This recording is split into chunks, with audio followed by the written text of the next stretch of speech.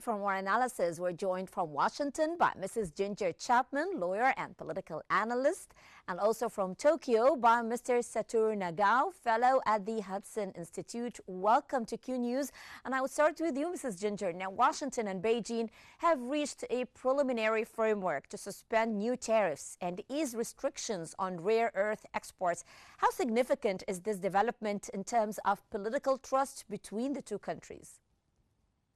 Well, first, Hala, thank you for having us today, Always and a pleasure. greetings to your viewers and your other guests. Thank you. And President Trump's visit, his trip to Asia at this point is highly significant.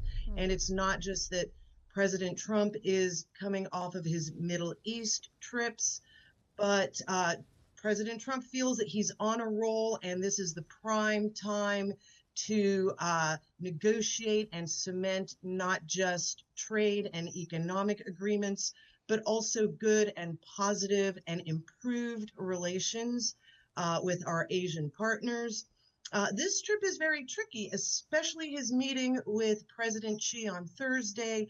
They have many different things to discuss. As Trump said, the fentanyl and the drug overdose crisis in America is one of the things he'd like to discuss with President Xi. However, there are many other issues, such as perhaps bringing a halt to the pattern we are in of this Trump announcing tariffs, Xi announcing counter tariffs, and then a mini trade war, and then both parties back off until the next round. And in the meantime, the stock markets are rattled and the financial markets are upset by the instability. Exactly. So Trump has a great deal to discuss with President Xi. However, the first part of his trip for Trump has been a resounding success. Of course, he has signed another peace deal, the Kuala Lumpur Accords between Malaysia and Cambodia, between Thailand and Cambodia. So this is another success that is boosting President Trump's spirits. And then his wonderful reception from Japan, from the emperor, and also from the prime minister, Takaichi. And the American people saw the skylights of Japan lit up in festive patriotic colors. So this was a wonderful welcome for us. And then, of course, everyone is speculating about his potential upcoming meeting with Kim Jong-un. That does not appear likely for this trip. However, President Trump loves a challenge. He loves to be known as a peacemaker. And it appears that after this trip, he will soon want to schedule a trip with Kim Jong-un to meet him in order to continue his world tour of peace and good relations and economic trade and investments, which is very significant for America. Yes, I see. Mr. Nagao, now Trump's visit to Japan, including meetings with Prime Minister Sanai Takaichi, who praised the deep strategic bond between Tokyo and Washington. So how has this partnership evolved under the new Japanese leadership? Indeed, there is a huge potential in these relations because Prime Minister Takaichi is the successor of the Prime Minister Shinzo Abe. So last three other prime minister is a little bit different stance towards the United States, but in case of Takaichi, very close to promote relation with the United States, especially in case of the defense sector or the other security sector, including the supply chain or etc. in the economic security area.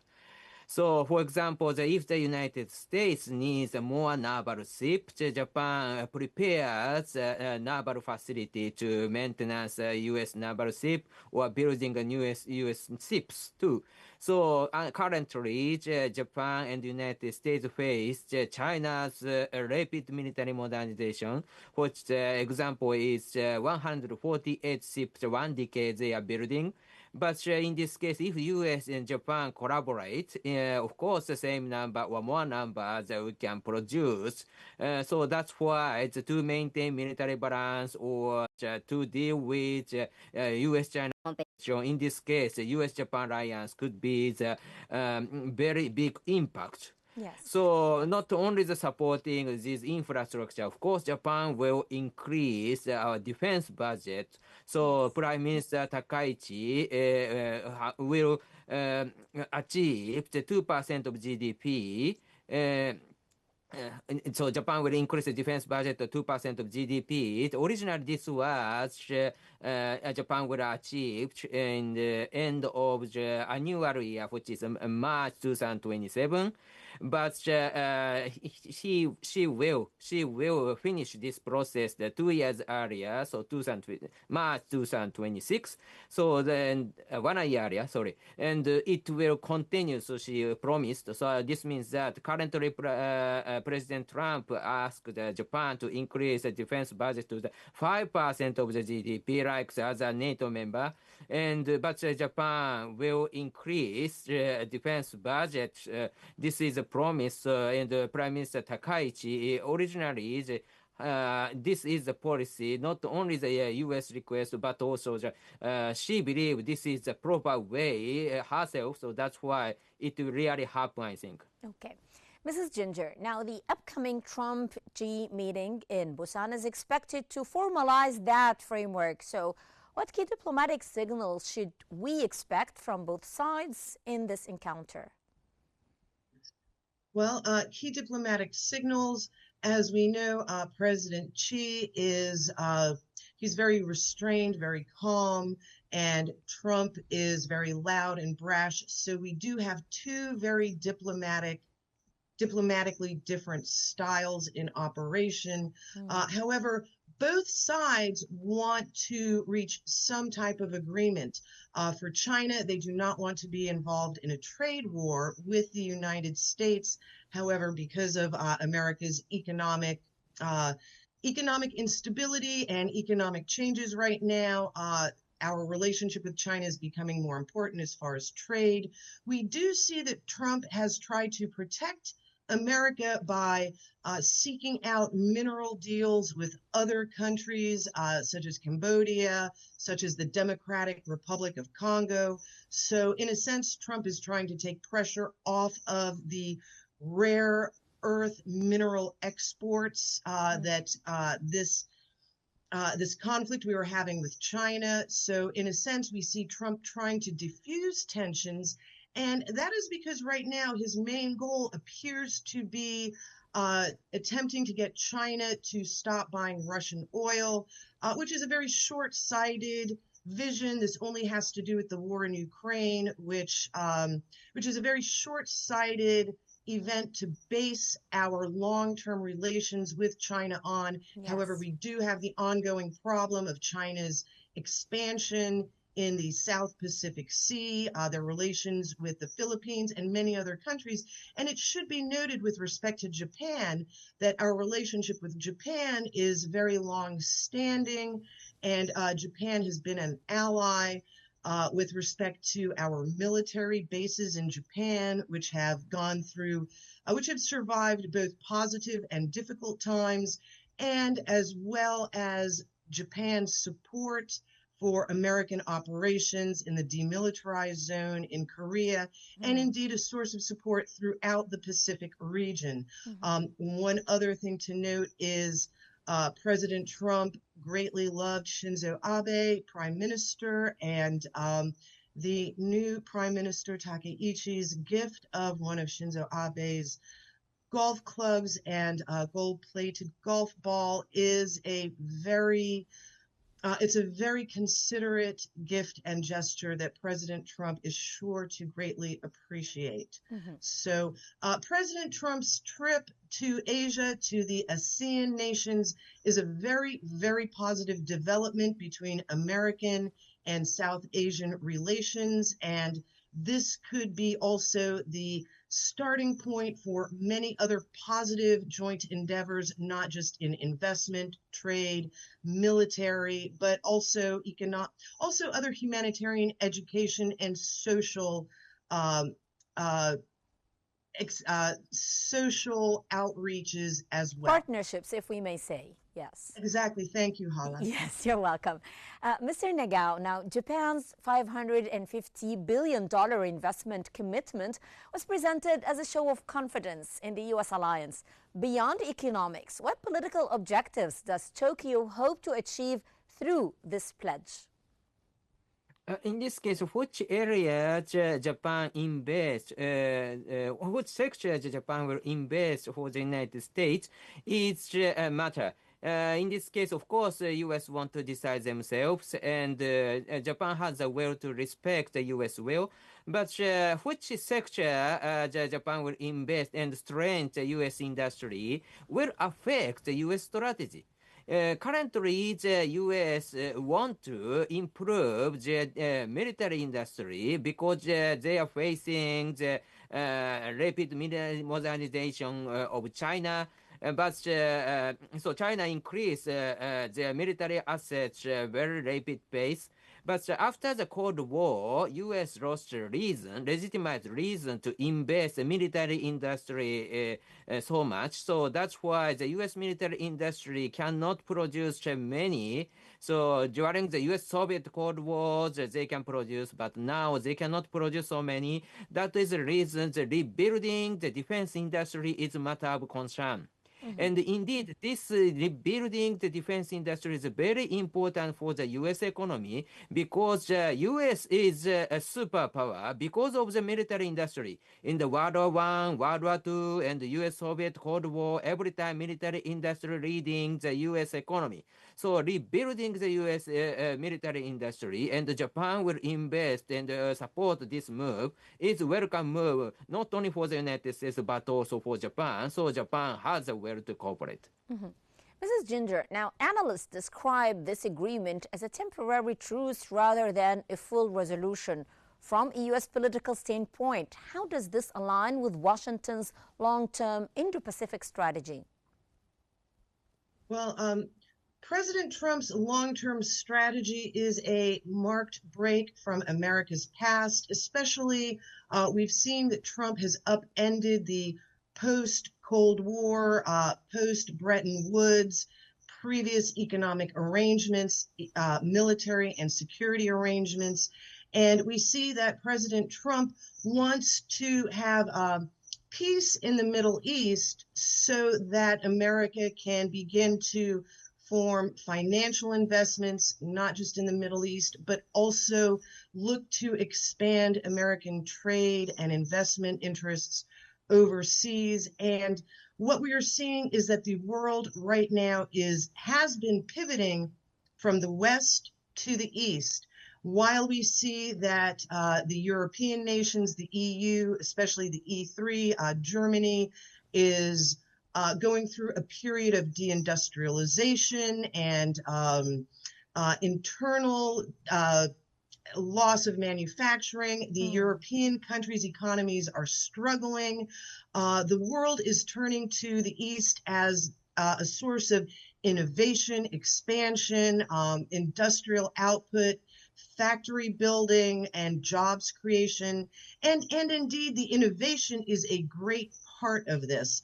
So President Trump's shift to the East is really a reflection of global trends now, the rise of the BRICS, the rise of the global South, and Trump is very forward-looking. He wants America to gain a presence beyond our traditional long-standing alliances such as Japan, more recently Vietnam, now Malaysia. So Trump is laying the groundwork for long-term relationships, long-term investments between the South Asian countries and the United States. And in this, he is relying a great deal, as it appears, on our long-term partner, Japan, to be a partner to also ease our maneuvers with China, with Vietnam, Cambodia, with South Korea. And essentially, as we see, China, South Korea, Japan, Vietnam, Cambodia, these are now the manufacturing powerhouses globally. They're becoming important in terms of energy. And so Trump has to face that the future is in the East, and he's laying the groundwork for our long-term commitments, even though right now America and the world is in a flux. Events are very dynamic and changing rapidly, and this is why Trump is trying to lay the groundwork now for positive, continued economic relations in the future. Yes. Mr. Nagao, the framework agreement between Washington and Beijing has drawn close attention across Asia. How are regional capitals interpreting this as a stabilizing step, and what are your expectations from the upcoming Trump-Xi Jinping meeting? Trump-Xi Jinping's meeting is try to extend the ceasefire of the trade war Japan is expecting. So that's why that kind of the situation creates something the stable trade situation between the U.S. and China and the U.S. and Japan in the temporary, we believe. But at the same time, in the long run, there is a competition. Competition means that one shall stand and one shall fall in the future. So that's why in the long run, U.S.-China's economy will be decoupled. Many people in Japan is expecting.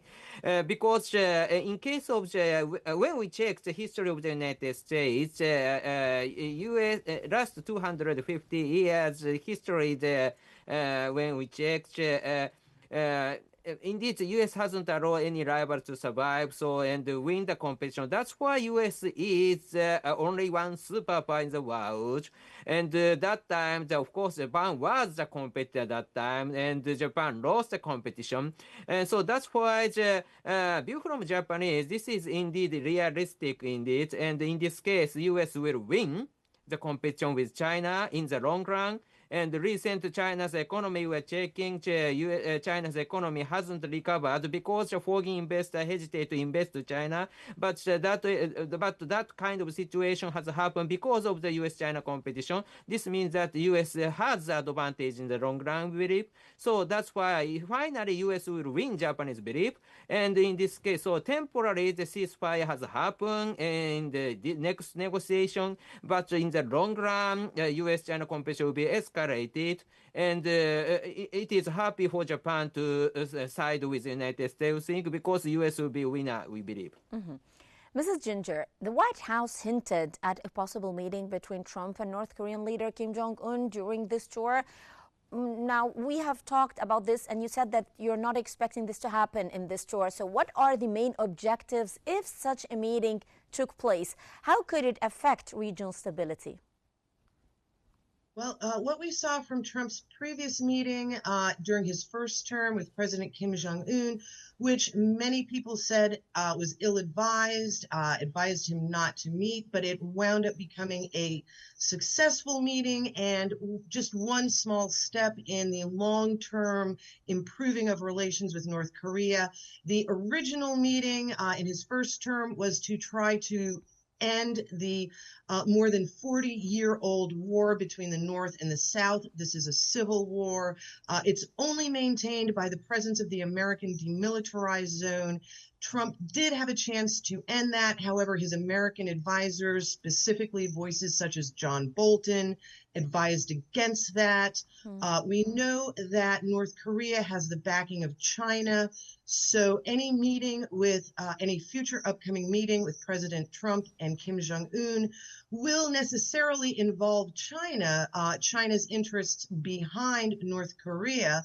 And we do know from President Trump's meeting this week with China, it is going to be difficult, mainly because of Trump's personality. Some issues such as trade, tariffs, those are economic issues that can be worked out. The other issues such as support for Russia, providing munitions and missiles to Iran, those will be more difficult. So China, Russia, Iran will be more difficult topics.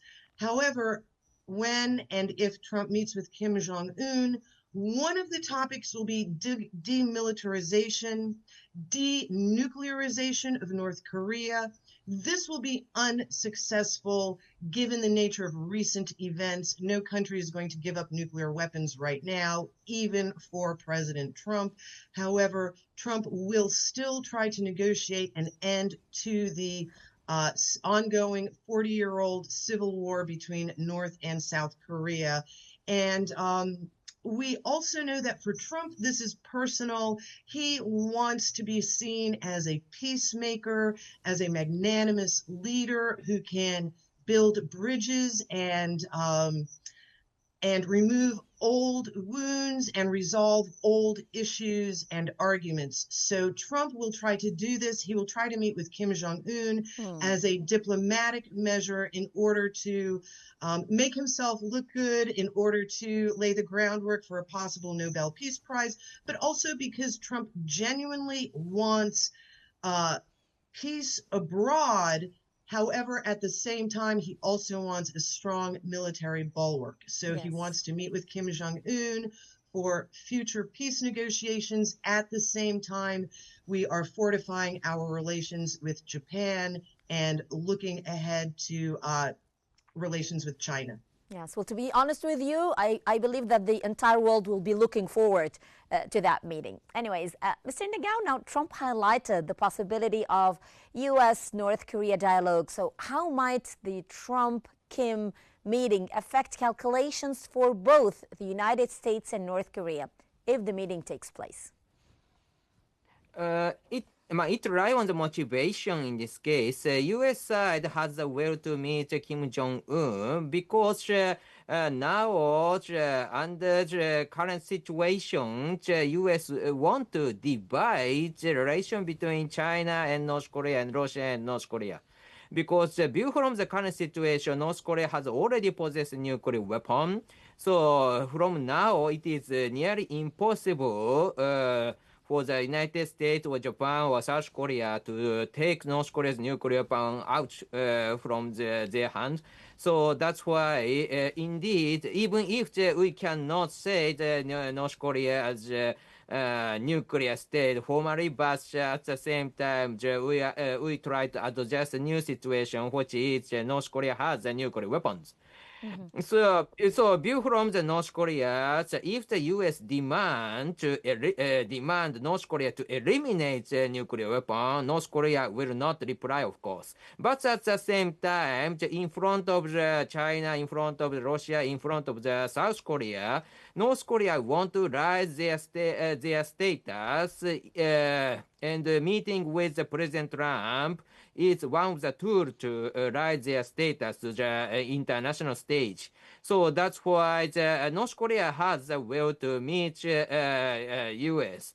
The problem is, of course, even if we try to adjust a new situation, so U.S., Japan, South Korea try to accept the new situation as a reality, we cannot admit the North Korea as a nuclear weapon state formally. That's why if the meeting with the North Korean leader sends a political message, which is the North Korea, which is admitting North Korea as a nuclear weapon state formally, that is risky. So that's why if President Trump will meet North Korea's leader Kim Jong-un, in this case, carefully avoid such kind of situation is needed. So maybe they were focusing on some things, specific issue, or just meet but not admit North Korea formally. But something right is needed. In this case, yes, that meeting could be the variable. Yes. Well, from Tokyo, that was Dr. Satoru Nagao, fellow at the Hudson Institute. Thank you so much. And from Washington, that was Mrs. Ginger Chapman, lawyer and political analyst. Thank you as well for your valuable insights. And that brings us to the end of today's episode of Think Tank, which always unveils the complexities of our changing world. I'm Helen Hamalawi. Thank you so much for watching. Stay tuned for more updates here on Qnews.